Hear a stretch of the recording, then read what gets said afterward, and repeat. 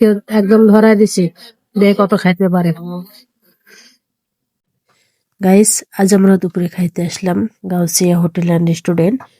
এটা হচ্ছে চট্টগ্রাম বিশ্ববিদ্যালয়ের মানে ভিতরে যে ক্যাম্পাসের ভিতরে যে রেস্টুরেন্ট গুলো থাকে, আমরা সব সময় সব ধরনের রেস্টুরেন্ট গুলোতে গিয়ে খাই।